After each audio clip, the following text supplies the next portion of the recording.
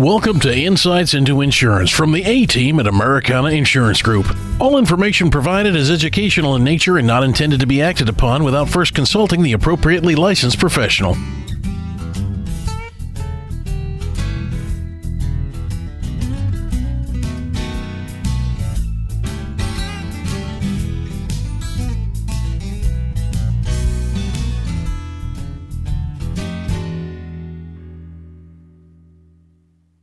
It's a Saturday morning, and that means it is time for our Insights into Insurance program on this kind of snowy Saturday morning.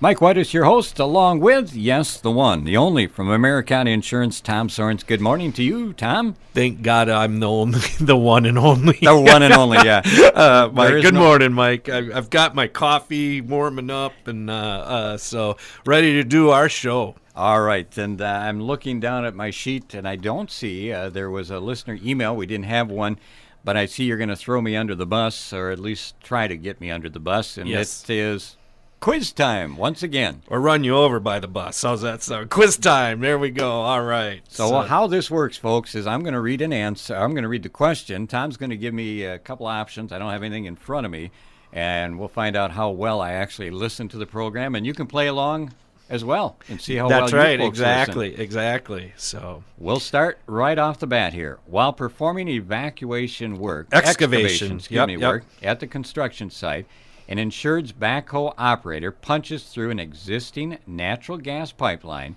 Because of the incident, the construction stops and cleanup costs are incurred. The backhoe operator has a standard ISO CGL with a total pollution exclusion endorsement attached. The policy will not pay for. And the answers or potential answers are the repair of the broken pipe.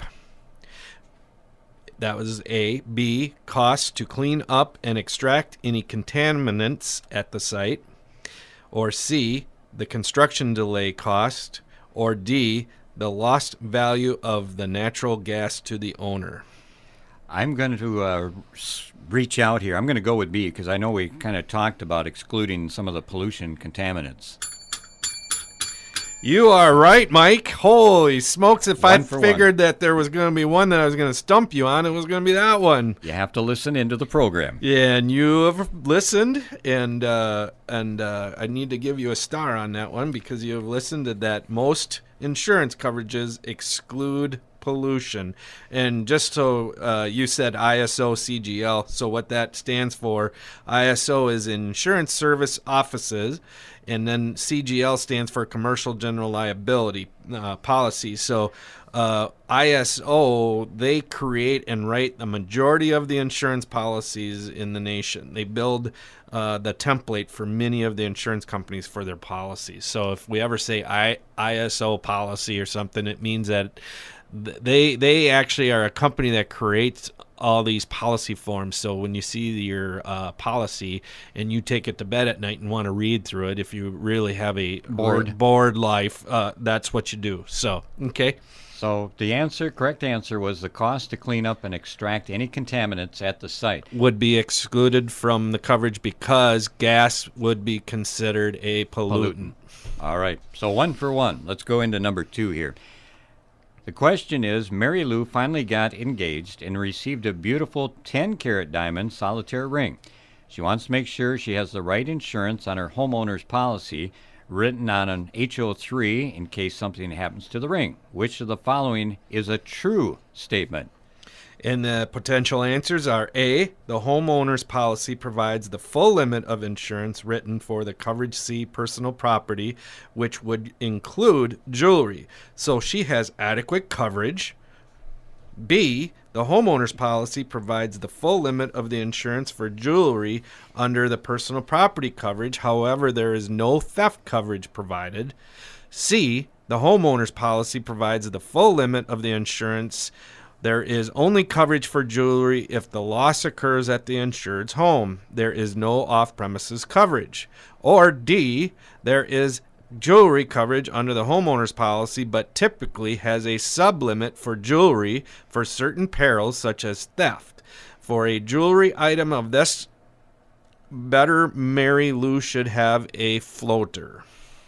Again, I'm going to reach out here. First of all, a 10-carat solitaire diamond I can't afford, so I better make sure that I've got it covered. And I'm guessing it may be letter D. Oh man, Mike, you are 2 for 2. Yes. So the ring itself, okay, it would be covered under the personal property coverage under your home if, let's just say, there was a fire or anything like that, okay, or tornado blows away, okay, natural disaster or something like that. So, but just so you know, that $10,000 is going to go towards that personal property coverage. So if you lost everything, that's going to eat up $10,000. Okay. Now the thing is, what we would recommend is when they say floater, we call it inland marine in this area of the nation. Okay. So what you would do is cover it for $10,000, have an inland marine. And that would also cover for mysterious disappearance. You lost it? Yeah. What we'd have, most common for us, is having diamonds fall out. Okay. Yeah. And then that would be that. And then there's always a limit of theft coverage on jewelry on a homeowner's. Sometimes it could be $1,500, $2,000. Well, that would take away that theft limit. So if it got stolen, then you would have that full coverage of $10,000. Also, a inland marine usually has a low deductible, possibly a zero deductible. Okay, kind of like an add-on on a policy. It is an add-on to the policy. And then also when Mary Lou, right? Wasn't it? Yeah, yep. Mary Lou got this ring. Okay, before that, her fiance or her fiance that was before he was fiance when he gave the ring, right? Yep. But he had that in his possession. Okay, who knows? He maybe had it for 2 months. He's the one that should cover it up to that point. Once it's given to her, then it needs to be covered by her. And we have had this happen where the boyfriend has it insured and all of a sudden gives it to her, and then she ends up losing it. And there could be no coverage. Wow. Yeah. So be aware, especially we have in the month of November, a lot of folks get engaged in December around Christmas time. You better get a hold of Americana Insurance or your insurance carrier. Make sure you have the ring that you're thinking of purchasing. Right. Have it covered. Yes, exactly. So when you give me that ring, Mike, I need to cover it. Before that, you need to cover it. And a lot of folks may not realize that I'm just going to go out and buy a ring. I'll keep it in my glove box of my car, and it's not insured. Right. I'm just giving it to my... Exactly. All right. You need to make sure it gets insured correctly. We're just getting started. We need to take a break. You're listening to our Insights into Insurance program on this Saturday morning with Tom Sorensen with Americana Insurance. We'll take a quick break, and we'll continue with a little quiz trivia on this Saturday morning here on KATE. You got a side that wants more space, 'cause every day starts like a race. You got a side that loves that style, but to fit in those shoes gonna take a while. Today life's got you running, tomorrow big things are coming. Nationwide is on your side. Nationwide Mutual Insurance Company and Affiliates, Columbus, Ohio. To learn more about how Nationwide can help protect your many sides, call Americana Insurance Group in Albert Lea and Wells. Welcome back on this insurance program. It's Insights into Insurance with Americana Insurance. Mike White is your host, along with Tom Sorensen. I'm not going to keep track of how I'm doing, Tom, but we're going to continue here on our quiz on You're this. 2 for 2. 2 for 2? Yeah. All right. Yeah. Let's go to the next question. It is, your insured has installed an aquarium that takes up a full wall in their entrance hall. They have stocked it with very expensive exotic fish, with the most expensive single fish costing $5,000. They estimate that the aquarium and fish are valued at over $100,000. They want to make sure that they have the adequate coverage under their homeowner's policy. And the answers could be... Yes. A, the full limit of their personal property will apply to the loss of the fish, and the aquarium would be covered under the dwelling coverage as it is a permanent part of the structure. B, There is a sublimit provided for animals, birds, or fish, typically for $2,500, but can be increased by endorsement, and the aquarium would be covered under the dwelling. C, there is no coverage on the homeowner's policy for animals, birds, or fish. A separate inland marine policy would have to be written. The aquarium would be covered under the dwelling. Or D, there is limited coverage for the fish, but the aquarium would be excluded as it was not part of the original construction. I'm going to go with B, actually. There is a sublimit provided for animals, birds, or fish. Typically could be increased by endorsement. An aquarium would be covered under the actual dwelling. Man, Mike, you were soon doing so well, too. Actually, the answer is there is no coverage on the homeowner's policy for animals, birds, or fish. A separate inland marine policy would have to be written. The aquarium would be covered under the dwelling, okay? So we're talking about the aquarium is built into the house now, okay? Yeah, you know, just like you got this aquarium just like this in your house. Yeah. And not expensive fish, but I got the aquarium. and so that is part of the dwelling coverage. So anything happened to the house, that would be covered under the dwelling. Now, warning, if anybody has anything like this, make sure that you contact your insurance agent to increase your dwelling coverage, okay? Now, the fish, okay, would have to be added on to an inland marine coverage. We talked about inland marine, right. What that is, okay?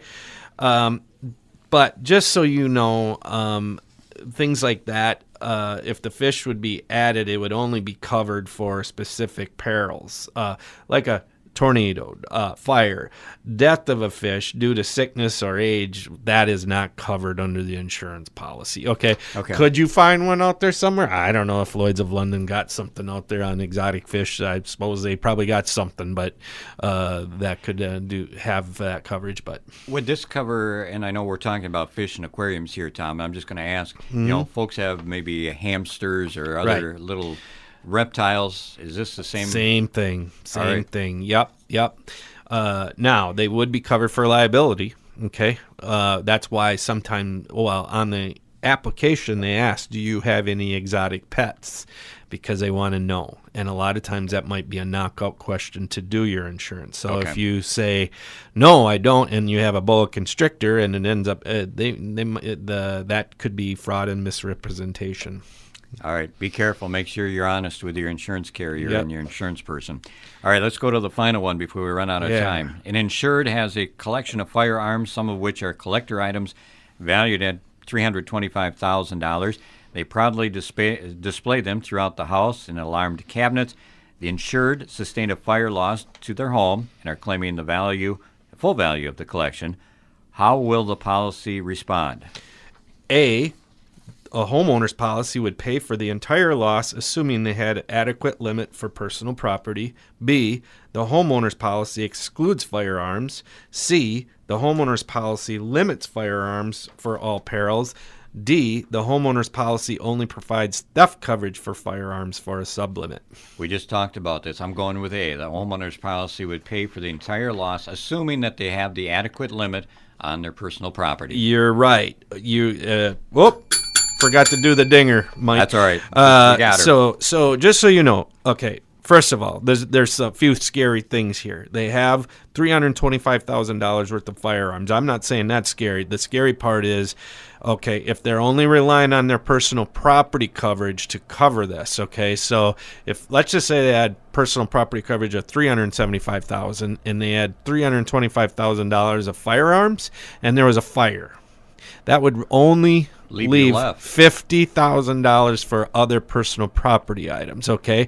So this, again, is why you add these on to inland marines. Plus, on your